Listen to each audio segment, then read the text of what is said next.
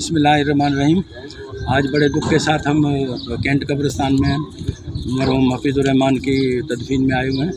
हफीज़ुर्रहमान एक खुदादाद सलाहियत के ज़बरदस्त बॉलर थे, जिसने हैदराबाद का नाम रोशन किया, अपने डिवीज़न का, डिस्ट्रिक्ट का, सबका नाम रोशन किया। उसके अलावा एक बहुत अच्छा आदमी, एक बहुत अच्छा इंसान, एक बहुत अच्छा क्रिकेटर, एक बहुत अच्छा कोच और एक हमदर्द, अपने बच्चों का, उनकी टीमों के लिए हमदर्दी करना।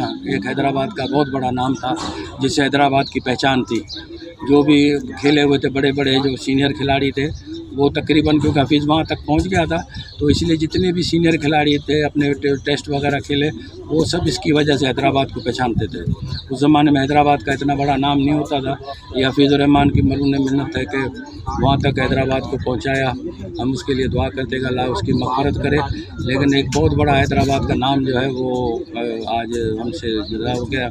और हफीज़ुर्रहमान जो उसका टैलेंट था, उसके साथ वो पाकिस्तान तो उसके लिए कुछ भी नहीं था, लेकिन जो वक्ती हालात और जो होते हैं अपने बदबख्ती जो सियासत की और क्रिकेट की सियासत की, उसकी नज़र हो गया वो।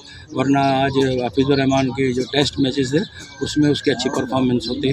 बस अब क्या कर सकते हैं, उसके अल्लाह करे। उसके देखें ना, अब बहुत सारे उसके बच्चे जो हैं, नोमान वाले, शर्जील वाले, ये सब उसी की पैदावार है, अजीम घुमन वाले। तो माशाल्लाह ये सब बच्चे अच्छी जगह खेल गए।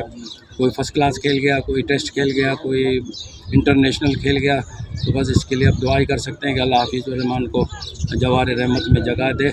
और हम दुआ करते हैं कि अल्लाह ताला उस जैसा फिर एक हैदराबाद के, एक नहीं बल्कि कई ऐसे हफीज़ुर्रहमान अल्लाह मेरे हैदराबाद को पैदा करे।